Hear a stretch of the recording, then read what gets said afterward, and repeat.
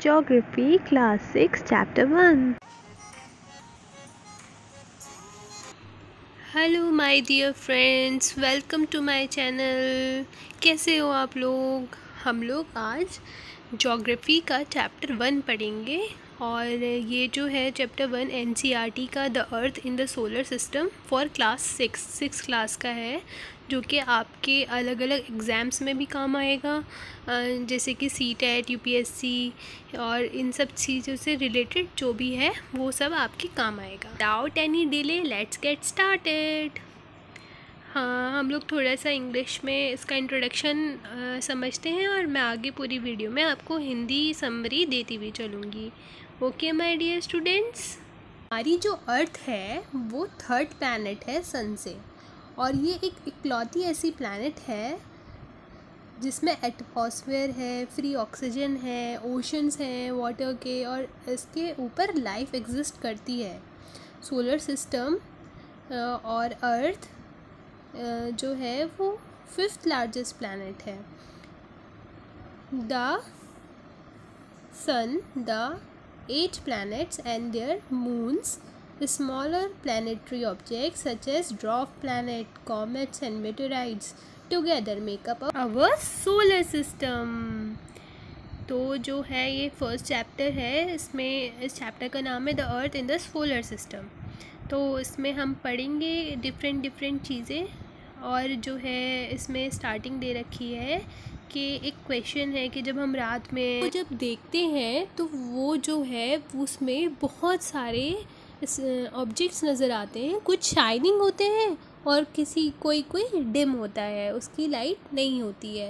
एक मंथ में हम लोग जो है फुल मून एक ही बार देखते हैं, तो जो फुल मून नाइट होती है उसको पूर्णिमा कहते हैं। न्यू मून नाइट और अमावस्या, और जो न्यू मून नाइट होती है उसको अमावस्या कहते हैं। On this day you can watch the night sky best, सबसे अच्छे तरीके से देख सकते हैं क्योंकि वो एक क्लियर नाइट होती है। कौन सी नाइट? अमावस्या की। Suraj, the moon and all object shining in the night sky are called celestial body. ये जो शाइनिंग ऑब्जेक्ट्स होते हैं नाइट स्काई में उनको क्या कहते हैं? Celestial bodies. Some celestial body are big and hot, they are made up of gases. कोई जो है कोई बहुत बड़ी होती है, हॉट होती है और वो गैसेस से बनी होती है। They have their own heat and light which they emit in large amount. These celestial bodies are called stars, जो कि जिनकी खुद की हीट और लाइट होती है और वो बहुत अमाउंट में उसको छोड़ते हैं, इमिट करते हैं, तो इनको क्या कहते हैं? स्टार्स। और जो हमारा सन है वो एक स्टार है, ये आप लोग को याद रखना है। Countless twinkling star in the night sky are similar to sun, but we do not feel their heat और light and they do look so tiny because they are very far from us. तो वो हमसे बहुत दूर हैं। बहुत सारे stars हम लोग को नाइट में दिखते हैं, लेकिन वो हम लोग से बहुत दूर हैं, इसलिए वो हमें छोटे छोटे दिखते हैं। फिर आपकी बुक में एक फिगर दे रखा है, इसमें एक बच्ची है, फिगर 1.4, वो नाइट स्काई को देख रही है। उन्होंने बताया कि आपने कभी ऐसे ऑब्जेक्ट्स को रात में देखा होगा जो कि how small an aeroplane look when it's flying higher at great height. तो जो है एरोप्लेन जो है वो बहुत छोटा दिखता है क्योंकि वो बहुत दूर है हमसे। जब हम नाइट स्काई को देखते हैं तो आप नोटिस करते हैं कि एक पैटर्न फॉर्म हो रहा है ग्रुप ऑफ स्टार्स का। ये क्या होते हैं? इसको हम कहते हैं constellation. Ursa Major or Big Bear is one such constellation. One of the most easy recognizable constellation is Small Bear or Saptarishi. Sapta means seven sages. It is a group of 7 stars. ये इधर इसमें आपके एक figure दे रखा है 7 star का group का। अच्छा, आज के ज़माने में तो लोगों के पास गूगल मैप होता है, डायरेक्शन पता करने के लिए उनके पास ये सब चीज़ें होती हैं, लेकिन पहले ज़माने में जो लोग होते थे एंशिएंट टाइम में, वो क्या करते थे? वो डायरेक्शन कैसे पता करते थे? वो जो है स्टार्स के थ्रू डायरेक्शन पता करते थे। और जो एक हमारा स्टार होता है वो नॉर्थ स्टार होता है, नॉर्थ डायरेक्शन में ही हमेशा रहता है, उसको क्या कहते हैं? पोल स्टार, ध्रुव तारा. It always remain in the same position in the sky. We can locate the position of pole star with the help of सप्तऋषि. सप्तऋषि की हेल्प से हम इसकी पोजीशन को लोकेट कर सकते हैं. 1.1 फिगर के थ्रू हम ये चीज़ देख सकते हैं. फैक्ट से रखें कि जुपिटर, सैटर्न और यूरेनस जो होते हैं उनके खुद के रिंग्स होते हैं, और एक ये जो बेल्ट होती हैं डेब्रीज की, और ये जो है these ring can be seen from the earth with the help of powerful telescope. Telescope की मदद से हम इन रिंग्स को देख सकते हैं. अच्छा, कुछ ऐसी भी बॉडीज होती हैं, सेलेस्टियल बॉडी, जिनके पास खुद की लाइट्स नहीं होती है, तो जो है वो दूसरों से लेती हैं, और इनको हम क्या कहते हैं? They are lit by the light of other star.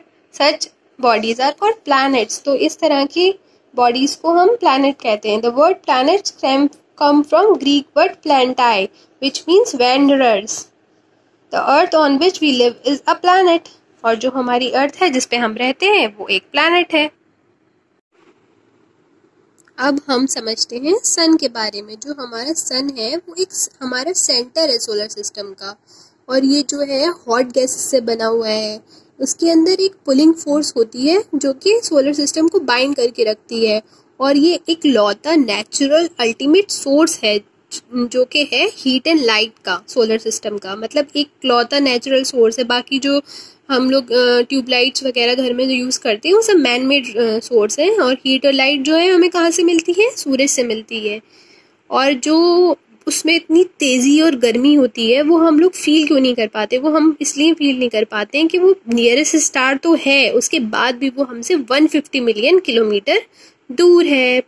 अब जो है हम प्लैनेट्स के बारे में पढ़ते हैं. तो प्लैनेट्स कौन? अच्छा, पहले जो है हम लोग के 9 प्लैनेट्स काउंट होते थे, अब वो 8 हो गए हैं. कौन कौन से? Mercury, Venus, earth, Mars, Jupiter, Saturn, Uranus and Neptune. इसको आसान तरीके से आप याद कैसे कर सकते हैं? My very efficient mother just serve us nut. इससे आप फर्स्ट वर्ड को मेमोराइज करिए और इस तरीके से आप अपने प्लैनेट्स के नेम को याद कर सकते हैं. जो 8 प्लैनेट्स हैं सोलर सिस्टम के, वो सन के चक्कर काटते हैं एक फिक्स पाथ में, और जो पाथ होता है वो एक एलोंगेटेड होता है, और उसको क्या कहते हैं? Orbits. Yes, very good. Mercury जो है वो नियरेस्ट प्लैनेट है सन का, और 88 डेज लगते हैं पूरा 1 राउंड को कंप्लीट करने के लिए. वीनस जो है वो एक सिमिलर प्लैनेट है, उसको अर्थ का ट्विन भी कहा जाता है.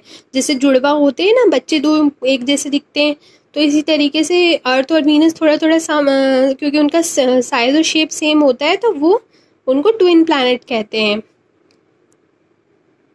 साइंटिस्ट ने जो डिस्कवरी की थी उसमें अब वो प्लूटो को एज अ प्लैनेट वो नहीं कहते हैं, इंक्लूड नहीं करते हैं उसको. अब क्या कहा जाता है? Dwarf planet. ठीक है. अब हम पढ़ते हैं अपनी अर्थ के बारे में. जो हमारी अर्थ है वो 3rd नियरेस्ट प्लैनेट है सन की, और ये जो है साइज में 5th लार्जेस्ट प्लैनेट है, और जो है ये थोड़ी साइड से थोड़ी फ्लैटेंड होती है. तो इसका जो शेप होता है वो जियोइड फॉर्म में होता है, और geoid means an earth like shape. अच्छा, क्या इस तरीके का एक क्वेश्चन आप लोगों के सीटेट के एग्ज़ाम में भी आया था कि अर्थ का शेप जो है वो किस तरीके का होता है. तो देखिए कितनी आसानी से हम बेसिक ज्योग्राफी पढ़ते हुए और अपने कंसेप्ट्स को क्लियर कर सकते हैं. हमारी जो अर्थ है वो 3rd प्लैनेट है सन के पास, और यहाँ पे ही ये एक इकलौता ऐसा प्लैनेट है जहाँ पर जो है लाइफ पॉसिबल है, और किसी प्लैनेट पे ऑक्सीजन नहीं है, वहाँ पे किसी का सर्वाइवल नहीं है.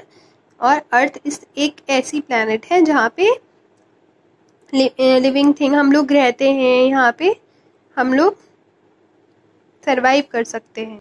आउटर सरफेस से अर्थ जो है ना वो ब्लू नज़र आती है. मतलब अगर हम टेलीस्कोप से देखेंगे बाहर से उसको तो वो ब्लू कलर की दिखती है, क्योंकि 2/3 पार्ट जो है अर्थ का वो पानी से बना हुआ है. इसकी वजह से हम इसको क्या कहते हैं? Blue planet. यस. फिर आते हैं हम अपने मून पर. हमारे चंदा मामा जो कि सबसे पहले कौन गए थे वहाँ पर चंदा मामा पर? Neil Armstrong. 29 जुलाई 1969 में। और आप लोग मुझे बताइए कि कौन कौन कमेंट सेक्शन में कि कौन कौन इंडियन मून पे अभी तक जा चुके हैं। ये आपकी बुक में फिगर दे रखा है, the moon as seen from the space 1.3। Space में ऐसा दिखता है। हमारी अर्थ की ओनली सैटेलाइट है moon. The diameter is only 1/4 that of the earth. और इसका 1/4 हिस्सा, 1/4 हिस्सा जो है वो अर्थ के साइज का है। It appears so big because it is nearer to our planet. ये बड़ा दिखता है क्योंकि वो हमारे प्लैनेट से पास में है, लेकिन फिर भी वो कितना दूर है, 3,84,400 kilometre away from us. Now you can compare the distance from earth from the sun and the moon. Okay, आप लोग कंपेयर कर सकते हो। The moon moves the earth in about 27 days. वो पूरे 27 दिन का टाइम लेता है एक स्पेन को कंप्लीट करने के लिए। इसी की वजह से ना एक साइड ही हमें विजिबल होता है मून का। The moon does not have conditions favourable for life. It is neither water nor air. तो यहाँ पे जो मून है, जो कुछ लोग गए थे तो उनको पता चला कि वहाँ पे रहने के लायक कंडीशंस अभी नहीं है। सैटेलाइट जो होती हैं वो सेलेस्टियल बॉडी होती हैं जो कि प्लैनेट्स की तरह मूव करती हैं। जैसे प्लैनेट्स मूव करते हैं सन के, इसी तरीके से ये भी मूव करती हैं। सन, मून, स्टार्स, सैटेलाइट्स को छोड़ के कुछ और भी टाइनी बॉडीज होती हैं सन के अराउंड, इनको कहते हैं एस्टेरॉइड्स। तो जो ये कहाँ मिलती हैं, ये orbit in between the orbit of Mars and Jupiter. ये पिक्चर है आपके एस्टेरॉइड का। साइंटिस्ट ये सोचते हैं कि एस्टेरॉइड्स जो हैं वो पार्ट हैं प्लैनेट्स के जो कि एक्सप्लोड हो गए थे। एक उनके अंदर ब्लास्ट कुछ हुआ था बहुत साल पहले। एक और चीज़ है दे रखी है आपकी, बिल्कुल चैप्टर कंप्लीट होने वाला है जी। वो होते हैं मीटेराइट्स। मीटेराइट्स जो है वो एक स्मॉल पीसेस होते हैं रॉक के which move around the sun, जो सन के चक्कर काटते हैं, ठीक है। Sometimes these meteorites come near the earth and tend to drop upon it. और कभी कभी वो अर्थ के पास आ जाते हैं और वो उस पर गिर भी सकते हैं। और जो ये प्रोसेस जब होता है तो बहुत तेज़ रोशनी चमकती है और फ्रिक्शन क्रिएट होता है। और अगर जब ये गिरते हैं ना तो पूरा एक गड्ढा कर देते हैं अर्थ के ऊपर। अच्छा, तो हमारी जो गैलेक्सी है उसका क्या नाम है, आकाश गंगा। यस, और इंग्लिश में क्या कहते हैं उसको, मिल्की वे। ये हमारी गैलेक्सी है और साइंटिस्ट का मानना है कि ऐसे ही और भी बहुत सारी गैलेक्सीज हैं जो कि यूनिवर्स को बनाती हैं। तो ये बहुत मुश्किल है कि हम इमेजिन कर सकें कि यूनिवर्स कितना बड़ा है। अभी भी उस पर खोज हो रही है, ठीक है। तो इस तरीके से आपका ये लास्ट पेज था, पेज नंबर 6 आपके चैप्टर का। उसके बाद आपके क्वेश्चन आंसर्स हैं। नोट्स के लिए डिस्क्रिप्शन को चेक कर सकते हैं। Please like and share my video. Thanks for watching.